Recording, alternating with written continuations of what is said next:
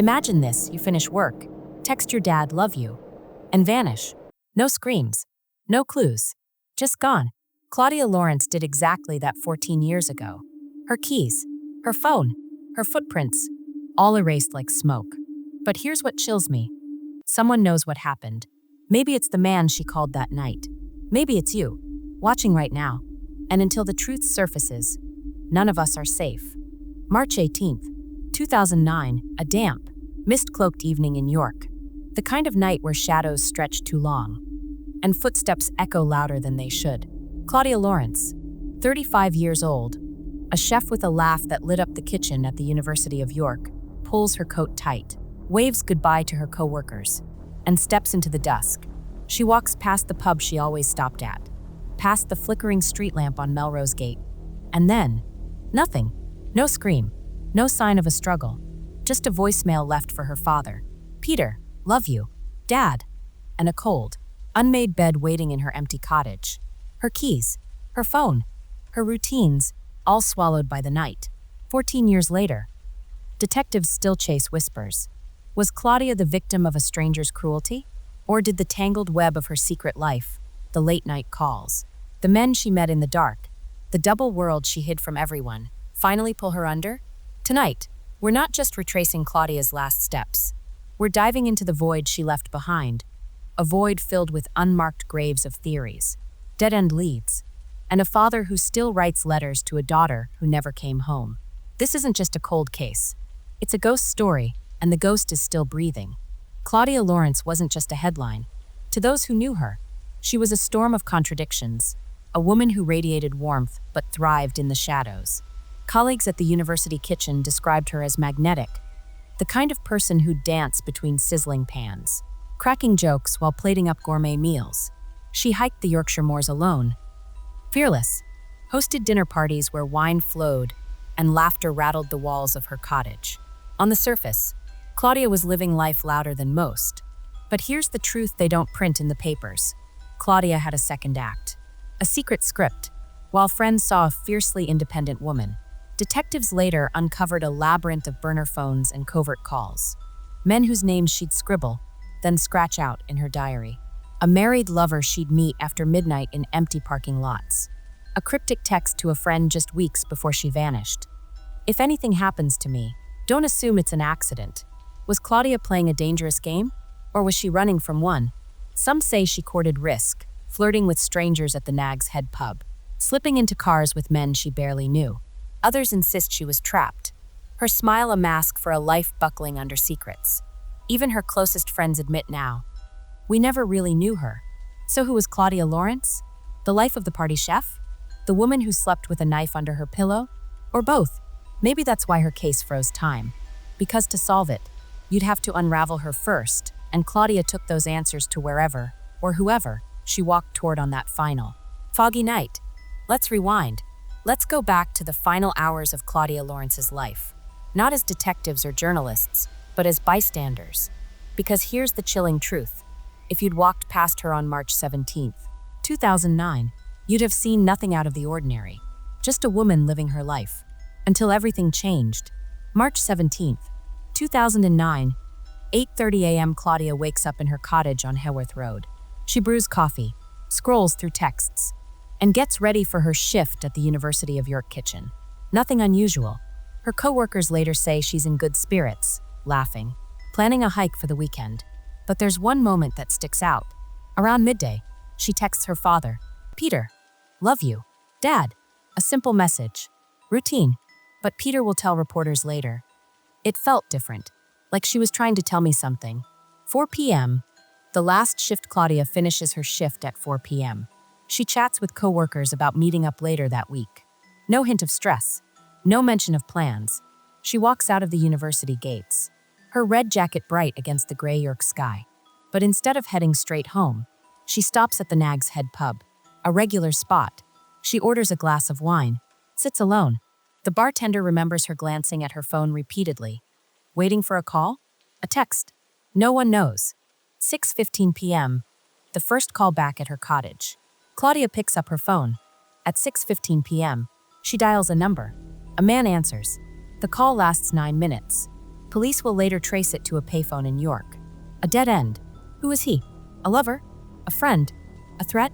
What did they talk about? Claudia hangs up. Then, at 7:03 p.m., she calls the same number again. This time, no answer. She doesn't leave a voicemail. 8 p.m., the Last Supper. Claudia cooks herself dinner. Pasta. Garlic bread. She leaves the dishes in the sink. Watches TV. Around 9:30 p.m., she calls her mother. Joan. They talk for 12 minutes. Joan says Claudia sounds tired, but fine. No warning signs. No cryptic messages. Just a daughter chatting with her mom. 10:30 p.m., the unmade bed. Claudia changes into pajamas. Her bed is a mess of crumpled sheets the next morning. Did she sleep? Or was the bed never slept in at all? Police find no signs of a struggle. No forced entry. Just a single teacup on the nightstand. Cold. March 18th, 2009, 5:45 a.m. The last ping. Claudia's phone pings off a cell tower near her home at 5:45 a.m. Was she leaving for work early? Or was someone else holding her phone? By 6:30 a.m., her boss calls she's late for her shift.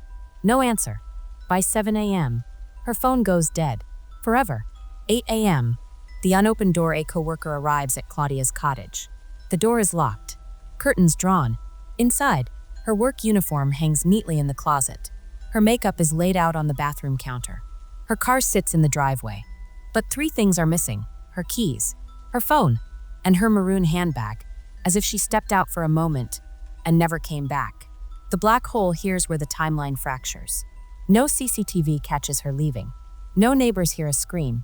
No friends report a goodbye. Police comb through her phone records. Bank statements. Emails. Nothing. Just static. It's like Claudia Lawrence walked into a blind spot. A perfect, terrifying void. The questions without answers. The unnamed man. Who was she calling that night? Why a payphone? Was it a lover? Or someone threatening her? The missing handbag. Why take it? Claudia rarely carried cash. Was she meeting someone who demanded proof of her identity? The early morning ping. If Claudia left at 5:45 a.m., why didn't anyone see her? York isn't a ghost town, unless she didn't leave alone. The keys. If she planned to return, why take her keys? If she didn't, why lock the door behind her? The theories. The secret rendezvous. Did Claudia meet someone that night? Someone who promised answers or silence. The wrong place. Wrong time. Was she abducted by a stranger on her walk to work? A crime of opportunity? The cover-up. Did someone close to her stage the scene? A lover? A friend? Someone who knew her routines?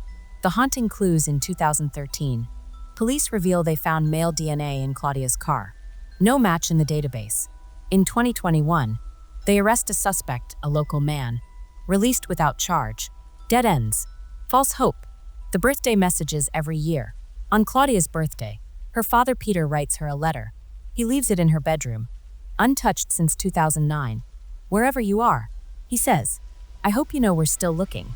The clock is still ticking 14 years later. Claudia's case remains open. Cold, but not forgotten. Because here's the truth. Disappearances like this don't just happen in movies. They happen in quiet streets. To ordinary people. To women who text their dads, love you, and vanish before dawn. So tonight, as you lock your doors, ask yourself, what if the last 24 hours of your life were being counted right now? And what if, like Claudia, those hours were already running out? Claudia Lawrence vanished. No body, no crime scene, just questions. And where there are questions, theories grow like weeds, some rooted in fact, others in fear. But all of them circle one haunting truth. Someone knows what happened. Let's walk through the shadows of speculation, where logic ends and the unknown begins. The lovers' quarrel. It's the first theory detectives chase. A romance turned deadly. Claudia's dating life wasn't just complicated, it was a minefield.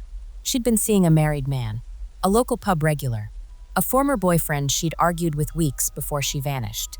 One of her friends later admits, Claudia liked secrets. She'd meet men in the dark, then shut us out. But here's the problem. None of these men cracked under police pressure.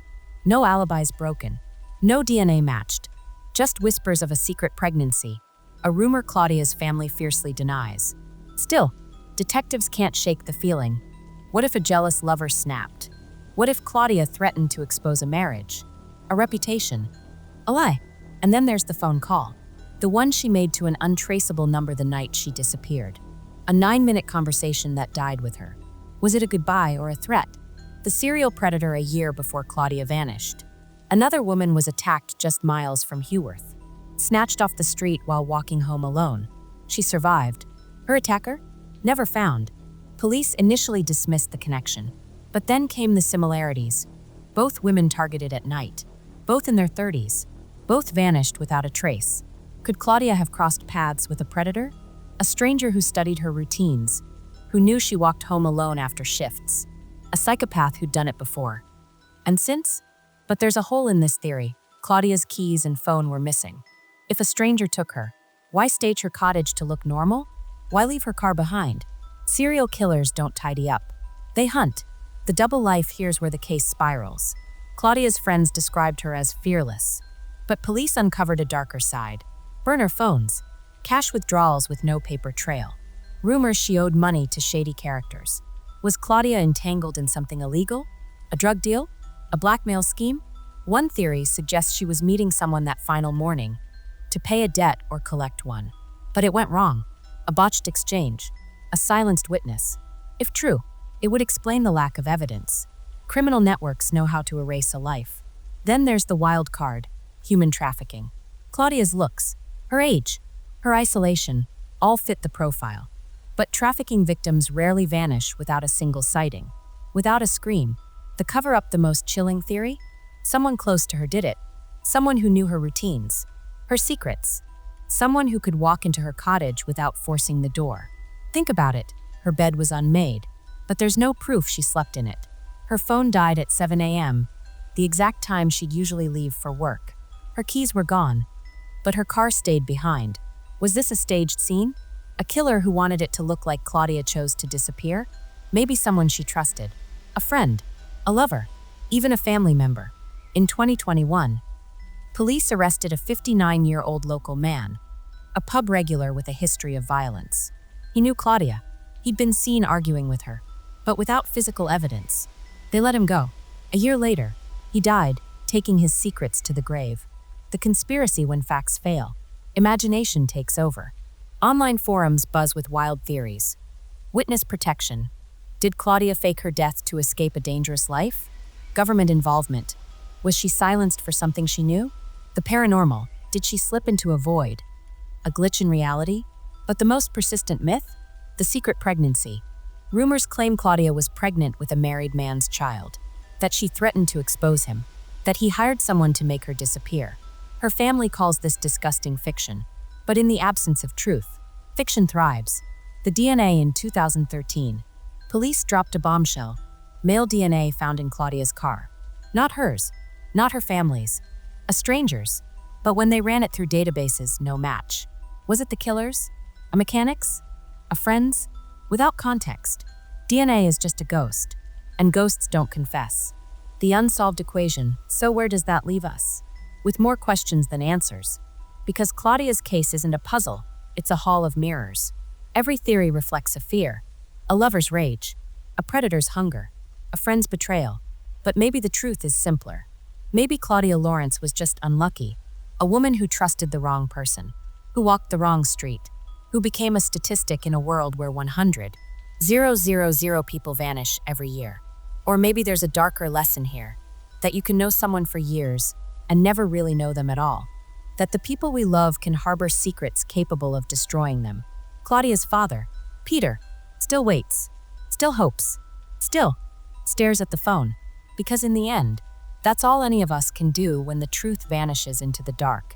Wait and wonder. Claudia Lawrence's red brick cottage still stands on Heworth Road. Ivy claws up its walls. The garden's overgrown. And the neighbors? They don't walk past it anymore. Not after dark. Not unless they have to. Because something lingers here. Not a ghost, but the weight of a question that's poisoned this quiet street for 14 years. What happened inside those walls? And why does this house, this ordinary, unremarkable house, feel like a tomb? The cottage that won't forget Claudia's home is frozen in time. Her dishes still sit in the sink. Her perfume bottles gather dust on the dresser. Her hiking boots wait by the door. It's not a shrine. It's not a crime scene. It's just stuck. Like the universe hit pause the moment she walked out that door. Locals whisper about cold spots in the hallway, flickering lights, a shadow that passes by the upstairs window when the house is empty.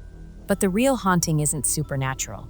It's the guilt, the fear, the knowing, because someone here, in this village, on this street, holds the key to Claudia's disappearance. And they've said nothing. The DNA that speaks, but says nothing. In 2013, forensic teams made a breakthrough. Male DNA found in Claudia's car. Not hers, not her father's, a stranger's. Finally, a clue. But when they ran it through databases, no match. No family links. No criminal record. Just another dead end. Was it the killer's DNA? A friend's? A mechanic who fixed her car? Without context. It's just a biological ghost. And ghosts don't confess.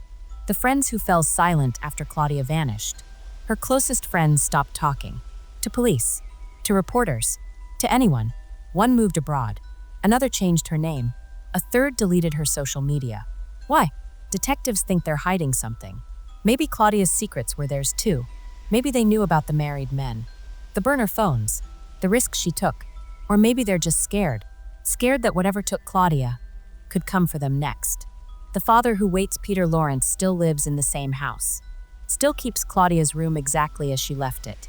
Every year, on her birthday, he writes her a letter. He leaves it on her pillow. Wherever you are, I hope you're safe. He writes, we'll never stop looking. For 14 years, he's done this. 14 letters. 14 unanswered prayers. Peter doesn't believe in ghosts, but he knows grief is its kind of haunting.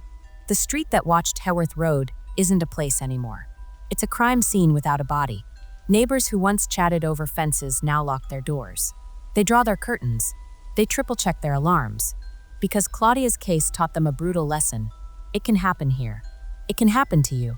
One woman told reporters, I see her sometimes. Out of the corner of my eye. A flash of red hair. A laugh that sounds like hers. But when I turn, nothing. Is it grief? Guilt? Or just the mind playing tricks in a place stained by tragedy? The phone that never rings Claudia's phone number is still active. Her voicemail still works. Every now and then. Peter calls it, just to hear her voice say, you've reached Claudia. Leave a message. He doesn't leave one anymore. He knows she won't call back. But he also knows somebody has that phone. Somebody turned it off at 7 a.m. on March 18th, 2009. Somebody buried it, or threw it in a river, or keeps it in a drawer as a trophy. That somebody is out there. Maybe in Haworth. Maybe watching this right now. The legacy of a vanishing Claudia's case isn't just about a missing woman. It's about how a single disappearance can fracture a community, how trust evaporates, how friendships rot, how a home becomes a prison of memories. The people of Haworth don't talk about Claudia anymore. They don't have to. Her absence does the talking. It's in the way parents grip their children's hands tighter on the walk to school. In the way men lower their voices when they mention her name. In the way every unsolved crime in Britain since 2009 gets compared to hers. Claudia Lawrence is gone, but in Haworth, she's everywhere. The question that won't die, so why does this case still matter? Because it's a mirror held up to every town, every family, every person who thinks, it couldn't happen to me. Claudia's father still waits. Her friends still hide. Her house still stands. And her killer? They're still out there. Maybe older. Maybe wiser. Maybe haunted by what they did. Or maybe they've forgotten her entirely. But Haworth hasn't. Britain hasn't. And until that phone rings, until the DNA finds a name, the ghost of Claudia Lawrence will keep knocking, waiting for someone to finally answer. We tell ourselves lies to sleep at night. Crime shows get solved in an hour. Cameras watch every corner. Nothing bad happens here. But Claudia Lawrence's case rips those lies to shreds. 14 years. Over 5,000 days. And still, her face stares back from posters in York's train stations, grocery stores, and pub windows.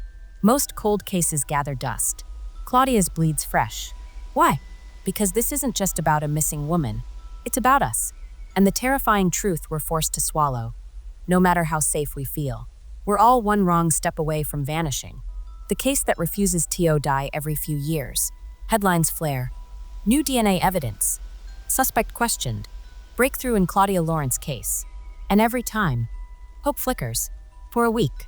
A month. Then silence. The case stalls. Files go cold. But unlike other mysteries, Claudia's claws its way back. Why? Because it's a perfect storm of almost. Almost enough evidence. Almost a witness. Almost a confession. The male DNA in her car? Almost a match. The secret lover? Almost a name. The key to her cottage? Almost found. Claudia's case taunts us with answers just out of reach and dares us to look away. We can't. The fragility of safety. Claudia did everything right. She lived in a tight-knit village, texted her parents daily, worked a steady job, yet she disappeared between her front door and her car, a 30-second walk. No dark alley, no sketchy strangers, just an ordinary street on an ordinary morning. That's what terrifies us. Not the monsters under the bed, but the ones who blend in, the neighbor who waves hello, the coworker who cracks jokes, the friend who knows your routine. Claudia's case forces us to ask, who's watching you? And what do they see when you're not looking? The paradox of a connected world. We live in an age of fingerprints on glass, social media posts, GPS pings, bank trails. Yet Claudia, a woman who called, texted, and lived online, left nothing. Her digital footprint ends at 5:45 a.m. on March 18th, 2009. No final tweet, no desperate SOS, just a dead phone and a void. How? How does someone dissolve in a world of satellites and surveillance? Claudia's case isn't a mystery. It's a warning. Technology can't save us from human darkness. The family that can't grieve Peter Lawrence still sets a plate for Claudia at Christmas. Her mother, Joan, keeps her bedroom door closed, just in case she comes home. Grief without a grave is a special kind of hell. No funeral, no closure, just a phone that never rings and a hope that corrodes with every passing year. Most families of the missing collapse. Divorces, breakdowns, suicides. The Lawrences, they've become reluctant warriors. Peter lobbies Parliament for better missing persons laws. Joan hands out flyers in the rain. Their fight isn't just for Claudia. It's for every family sitting in limbo, screaming into silence. The town that lost its innocence, Heworth, used to be the kind of place where doors stayed unlocked. Now, parents walk kids to school. Security cameras bloom on every corner. The pub where Claudia sipped wine? It's a ghost town. People don't look each other in the eye anymore. A local bartender admits, too scared of what they might see. Claudia didn't just vanish. She took the town's trust with her. The cultural shadow. Claudia's face is everywhere. Documentaries, podcasts, true crime forums buzzing at 2 a.m. We're obsessed not because she's unique, but because she's everyone. The friend who walks home alone, the sister who takes risks, the woman who trusted the wrong person.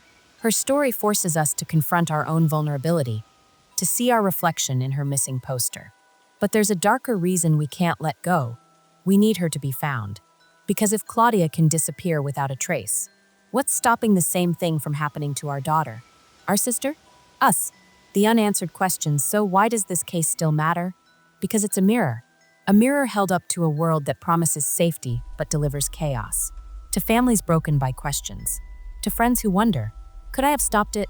To each of us, lying awake at 3 a.m., hearing creaks in the dark. Claudia Lawrence isn't a victim. She's a prophet. Her disappearance whispers the truth we're too afraid to say out loud. Safety is an illusion. Control is a fairy tale. And the people we love, they're never truly ours to keep. Stay curious. Stay safe. And if you know anything, maybe it's time to speak up. Claudia Lawrence would be 49 years old today. Her laugh lines might have deepened. Her red hair may have turned gray. But time stopped for her on March 18th, 2009, for her father, Peter. It stopped too. He still sits by the phone, staring at the same spot on the wall, waiting for a call that never comes. Detectives still chase shadows, poring over files yellowed with age, knocking on doors of long silent witnesses. And somewhere, in the quiet corners of this world, someone breathes easy, someone who knows how the story ends, someone who holds the truth like a stone in their throat, but refuses to spit it out. The weight of a secret. Claudia's case isn't a cold file in a cabinet. It's a live wire, a wound that won't scab over. Every year, on the anniversary of her disappearance, flowers appear at her cottage. No note, no name, just lilies, her favorite. A taunt, a tribute, or a ghost trying to say sorry. The police don't know, but they do know this. Secrets fester. They rot from the inside. And whoever's hiding this one, they're rotting too. The illusion of safety tonight. As you lock your door, check your windows, and scroll through your security camera feed, ask yourself, How many steps does it take to vanish? For Claudia, it was 30. 30 steps from her front door to where her car sat waiting. 30 steps in a quiet village where neighbors knew her name. 30 steps into a void that swallowed her whole.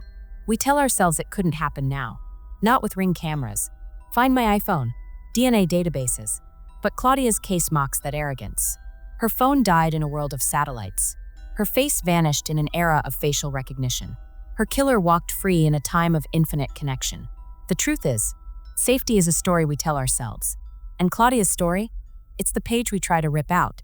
The question that follows you home. So let's stop asking, what happened to Claudia Lawrence? Let's ask instead, what happens now? What happens when a father outlives his hope? When detectives retire, case files gather dust, and the world moves on? What happens to the truth when everyone stops listening? It doesn't die. It waits. In a drawer. In a lie. In the guilty twitch of a hand reaching for a beer glass. In the nightmare that jolts someone awake at 3 a.m., drenched in sweat, Claudia's name on their lips. Truth doesn't expire. It just waits for a crack of light. The last word: Claudia's case will close one day. Maybe with a deathbed confession, a DNA match, a skeleton found in a shallow grave. But until then, her shadow lingers. In Heworth, in every town where a woman walks home alone, in every parent who hears missing and thinks, that could have been my child. So tonight, as you shut off the lights, take one last look at the street outside, listen to the silence, and ask yourself, who would miss me if I vanished? Who would keep calling my phone? Who would plaster my face on posters, decade after decade, refusing to let the world forget? Claudia Lawrence isn't just a name. She's a reckoning, a mirror, a reminder that some mysteries don't need answers to leave scars. Stay curious, stay safe, and if you're the one holding that stone in your throat, maybe it's time to let it go.